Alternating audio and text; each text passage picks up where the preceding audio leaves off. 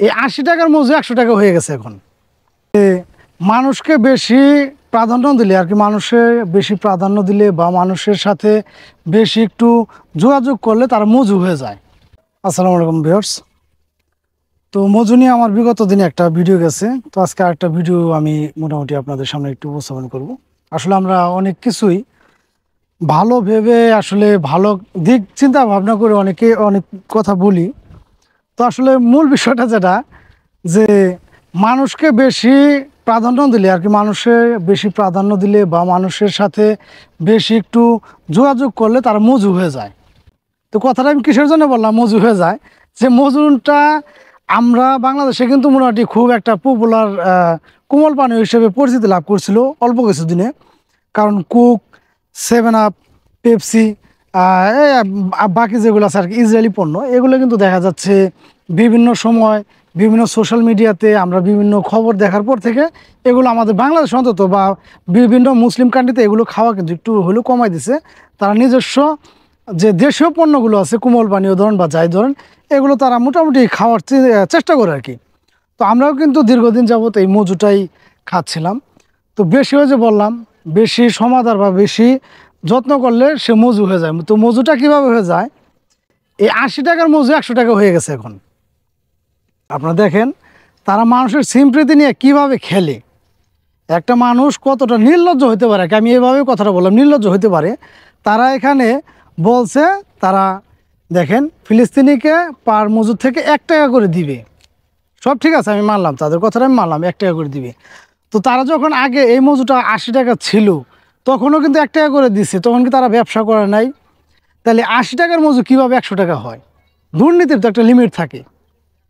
এটা হচ্ছে লিমিট ছাড়া একটা কাজ করে ফেলছে এই মজু কোম্পানি।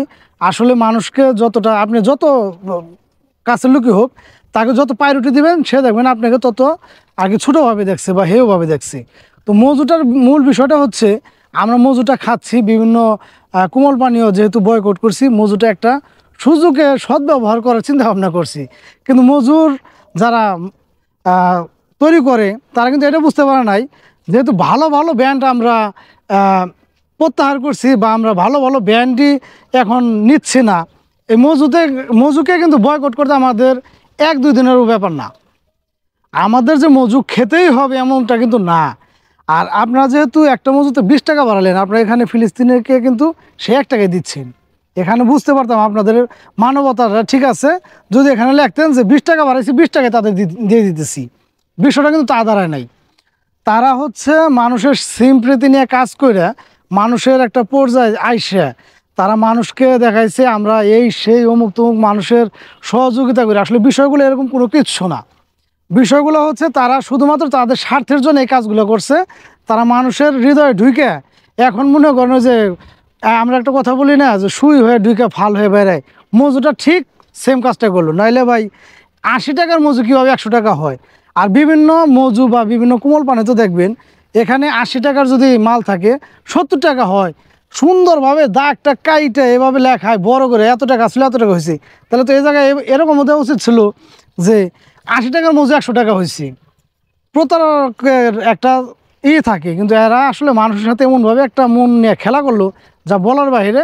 যাই হোক, আমি চাবো যদি মজু কোম্পানি যারা মজু এগুলো তৈরি করে তারা যদি আমাদের ভিডিওগুলো দেখে থাকেন, তাহলে অবশ্যই আপনারা, আমি ভুলই বলবো, আপনাদের এটা ভুল হয়েছে, সংশোধন করেন। আর তা যদি না করে থাকেন, আমরাও এই মজু বয়কট করতে খুব একটা সময় লাগবে না, ঠিক আছে? আর যারা কিনা আসলে মজুকে ভালোবেসে যে ফিলিস্তিনিকে টাকা দেয়, এই চিন্তা ধারণা থেকে আমরা এই মজু কিনি। আপনারা একবার চিন্তা করে দেখেন, একটা মজুতে কীভাবে ২০ টাকা বাড়ে। একটা মজুতে তো আর ২০ টাকা বাড়ার কথা না, কারণ তারা ৮০ টাকা বিক্রি করে তো তারা লাভ করছে। তাহলে সেই মজুটা আপনার কীভাবে একটা বোতলে ২০ টাকা করে বেড়ে যায়? যারা আসলে মজু পাগল আমরা হয়েছিলাম যে আসলে মুসলিম দেশকে আমরা সাহায্য করব, তারা কিন্তু এই কাজটা ব্যবহার করে তারা আমাদের গলা কেটে মোটামুটি একরকম টাকা নিচ্ছে। তো যাই হোক, আমি ভিডিওটা আর দীর্ঘায়িত করবো না, ভিডিও শেষ করে দেবো। তো যারাই কিনা আমরা এতদিন মজু নিয়ে হই হুল্লা করছি, তো চেষ্টা করব মজু ব্যতীত প্রয়োজন আমাদের বাংলাদেশের যে অন্য অন্য কোমল পানীয়গুলো আছে আমরা সেগুলো খাওয়ার জন্যে। তো সবাই ভালো থাকবেন, আর ভিডিওটা বেশি বেশি করে শেয়ার করে সবার কাছে পৌঁছে দেবেন। আল্লাহ হাফেজ।